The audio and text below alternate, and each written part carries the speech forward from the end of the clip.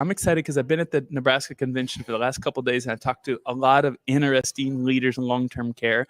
But in my 2 years of running this, I have never somebody who's passionate about immersive virtual reality. So I had brought on Dr. Beth Culross. She's the assistant professor at University of Nebraska Medical Center. Welcome to the show. Thank you. Beth, let's start off right away, because the majority of people who listen to this are either a CNA like me, or a marketer, or they're in sales, or they're executive director, or and what is immersive virtual reality? Okay, so immersive virtual reality is a way to experience the world within a headset. So, for example, at UNMC we use the Oculus Quest. So it's a device that fits over your head, and it takes you into a different world. You don't see what's going on around you, and you have hand controllers that allow you to move things, manipulate, and participate in the environment that you're in. This really all started out in the gaming world. So a lot of people think, oh, headsets, so I'm playing a shoot 'em up game, or I'm, playing a dance game or something like that. We have really come a long way in using it for education. So, for example, my students will go into a primary care office and have a patient that they have to examine. They have to ask him questions. He'll talk back to them. They have a stethoscope in the room. They have a blood pressure cuff in the room. They have to decide when to call the doctor for orders. They have to decide if there's testing that needs to be done that they call a lab tech in for.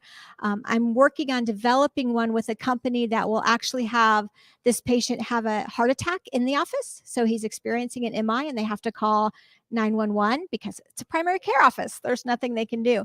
So that's really what it is. It's the idea of diving into something that they may not have the opportunity to do, say, in my College of Nursing, where I am at UNMC, because I just don't have the setup for it.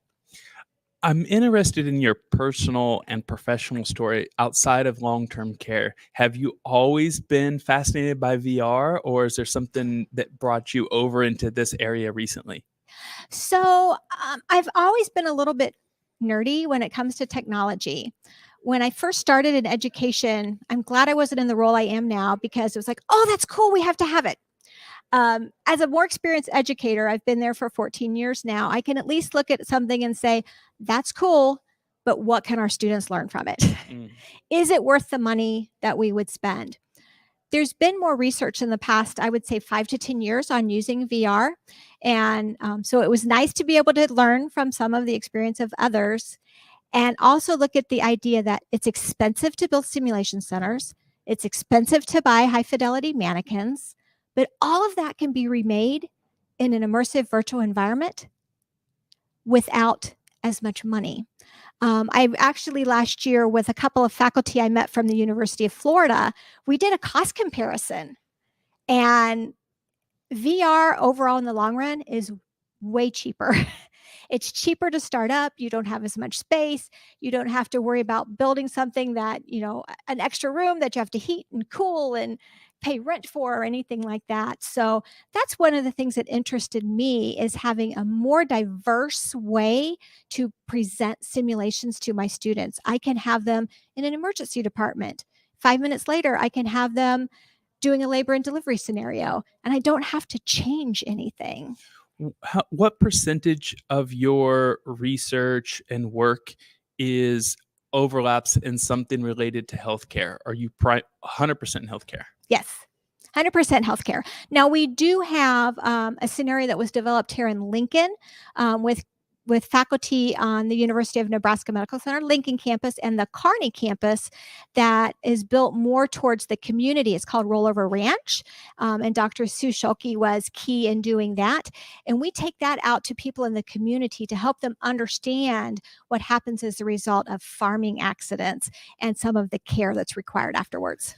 So I want to understand, I'm going to make an assumption, and feel free to correct me. Sometimes things start in theory, then they get into innovation, then they get into practice at the academic level, and then it gets out into the real world. And, operators, vendors realize that this is something that be either B2B or consumed. Where are we right now in long-term care with virtual reality? So I don't see a lot when I was doing my research before I came here on staff use in long-term care, which is something that I could think would be really beneficial. What I found was use for residents, whether it was for calming and distraction, or as in the talk I just gave a little earlier, I said, if you have a resident who says, I always wanted to go to Paris and it's never going to happen now, you can put them in a headset and take them to Paris, and they can wander the streets and see the Louvre. So that's where most of the work I've seen in long-term care has been geared more towards the residents. But there's so many companies out there right now who are developing VR and looking for ways to innovate that I think would be willing to partner with long-term care facilities to make that happen. In terms of VR and long-term care, where are we going to be 6 months from now or 18 months from now in terms of practice? Or where's the first place where it's going to break in and I'm going to hear about it, or my dad's going to read about it in the newspaper? I think the biggest thing that I would anticipate would be larger events, such as helping to train staff to respond to fires, mock codes, never events, evacuations, things that are pretty big and not as easy to set up for practice drills, but that could happen in virtual reality. I would think that would be a great place to start because there are things that are hard to train on. It takes time, it takes equipment, and it takes a lot of personnel, which VR would cut back on. In your focus in academia and in education, where are you going next? I've Googled you, and your papers are way above my pay grade, but I'm interested in where you want to take your part. So I would really like to see us, of course, in academia, everything's about the data. How are we proving that this works? We're doing work with our students, such as having them do a simulation in VR and having them do the same simulation with a high fidelity mannequin. Do we have the same learning outcomes? We're showing so far that yes, we are. I would like to see VR develop more things that our students can experience that they wouldn't have the opportunity in clinical, because they're things that don't happen very often. Things such as experiencing a violent patient. What if a patient tries to hit you?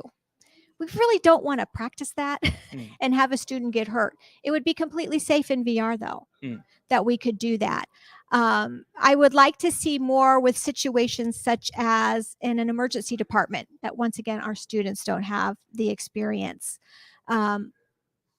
So once again, you can create any environment that you want. And I think that's what's so helpful and beneficial about VR is that if the students come to me and say, I've always wanted to do this, but we don't go to XYZ for clinical, I can see if I can find a VR. Delirium that many older adults experience, whether it's from dehydration or an infection that students may not get the opportunity to see, I could do that in an immersive virtual reality simulation, and then they have to learn how to respond to the needs of that individual. What I'm going to say, obviously, I don't remember the day when we got colored television, but I do remember when we got a VHS. And I also remember the first day I did VR. It was about a year ago, and I had a Quest, and I can remember almost like, oh my goodness, I was on a kayak in Africa, like coming up to like an elephant, and it was a game changer for me.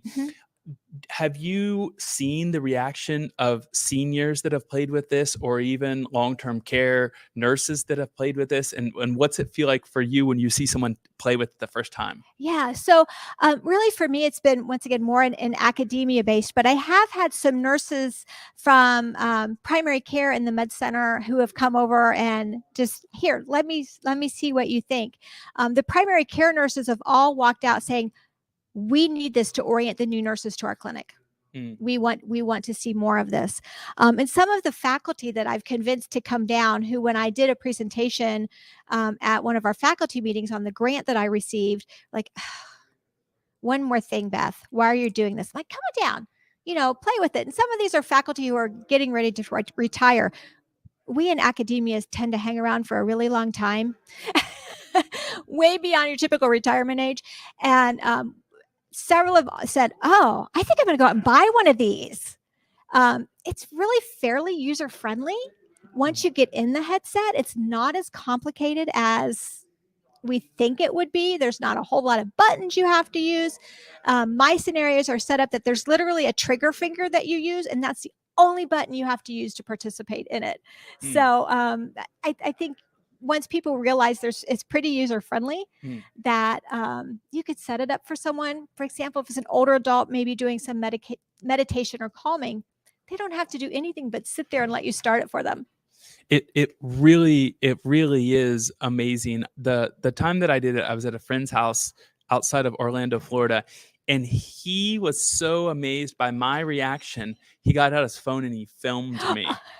Because I was doing the travel thing, and I got down on the ground because I thought the elephant was too close and it was scary type of thing. Yeah. But I mean, I was old enough to know that it wasn't dangerous. But I did put it on my 5-year-old's head to see his reaction. Yeah. Before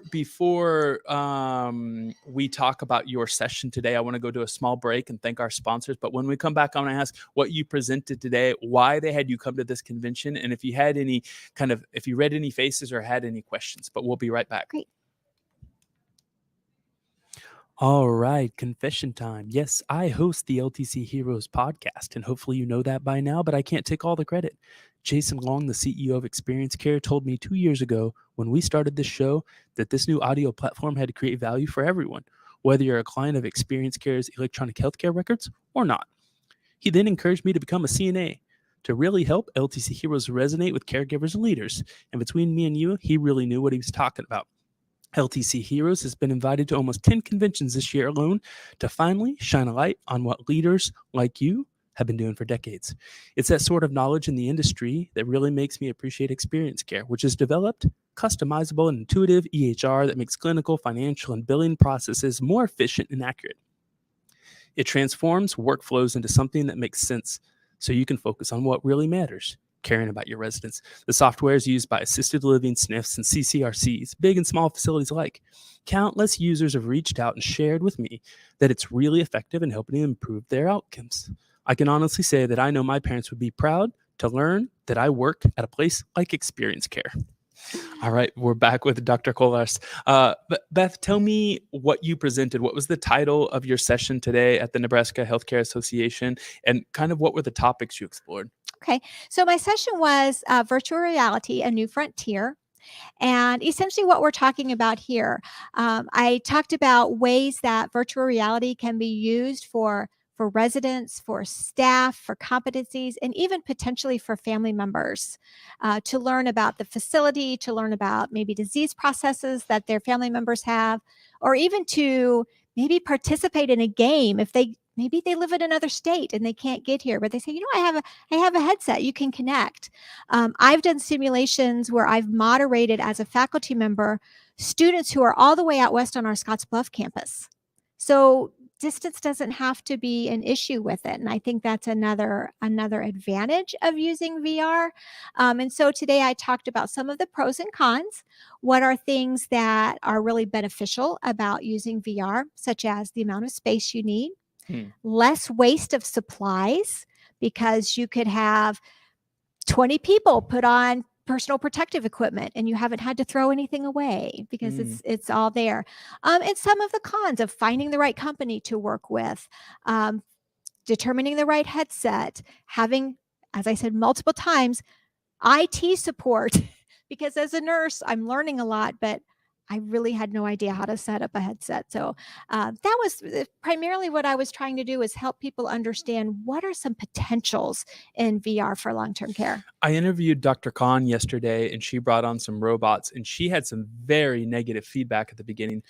People were saying, long-term care is human to human. Get that out of here. You're going to just replace us. Have you had any fear or any concern, at least read it in people's face when you talk about VR? When I was talking about it today, I felt like for the most part, people were pretty interested in what the concept is, because while you are in VR and not necessarily, human to human touch contact, it can be multiplayer. So you can have multiple people in the same virtual reality experience. So there's still communication that has to go on. There's still the idea of, this is what I see. What do you see? So I think the connection might be a little bit more there than, oh, this is a robot that truly doesn't have a way to interact. Even though artificial intelligence is improving every day, it's not quite there yet. I don't think it's quite ready for prime time, but it's getting there. Whereas I feel like virtual reality, because of the fact that it saves space, it saves time, you can get to the same outcome without all of the time and setup that might be required for some of the competencies we do. I interviewed a long-term care leader about a year ago, and he has a nonprofit called Stronger Memory. And what it does is it helps adults with early dementia how to stop that. And the key to it was interesting. I think I'm going to paraphrase it and get something a little bit wrong, but I'm be close enough. It's a mix of doing reading at a second grade level one day and then math at a second grade level the next day. But the most critical element is doing it socially with someone else, almost like an accountability partner. I can really imagine, instead of my dad doing that with my uncle over Zoom, doing that with VR. Yes. And having a table, and they could potentially do their old living room where they lived, or they could act like they're at a cottage where they went on vacation when they were younger. Yes. You can duplicate an environment. So someone who's experiencing memory loss, you can put them in an environment that looks familiar and help them to work through that. And one of the things with older adults that I've seen is the idea of helping with memory and helping with cognition, because it creates a way to have planning, to walk through steps, like you said, maybe to do math, word finding, and it can be done alone with another person, perhaps even with maybe an occupational therapist who's trying to help some with cognition, or a speech language pathologist who they do a lot with cognition as well. So it could be with another person. It could be a form of therapy. I just think the potential is untapped. And there's things that, as we're doing things even with students will say, have you ever thought of? It's like, oh, no, but that's great. I wonder if you have any virtual reality advice for maybe an early adopter, long-term care leader that, might listen to this podcast 6 months from now and be like, oh, I can see this. I play with my son. Now I understand how this can help. Where would you tell them, what could they read, or what YouTube channel, or what paper could they read, or what company could they reach out to potentially find a partner because they want to be early in on this? Yeah. So there are, I went to a conference this summer, and probably 40% of the vendors at this simulation conference were VR. So there's a lot of companies developing out there. YouTube is an amazing place to at least then see what it might look like. Just going to YouTube and searching virtual reality simulation for nursing, or even dietary staff, or whatever it is that you're looking for, would bring up hundreds of examples. One of the textbook companies we use, Elsevier, actually is selling packages now of virtual reality training, which would at least give an example that people could look at. One of my colleagues has been working on a list of potential companies. And if anybody's listening to this in the future, that'll continue to grow, and we're happy to share that with anyone who's interested. Great. The audience there's your call to action. Reach out to Beth afterwards if you want to have that list. Thank you so much for joining me on LTC Heroes. It was a real pleasure talking about VR with you so much. Thank you. Thank you.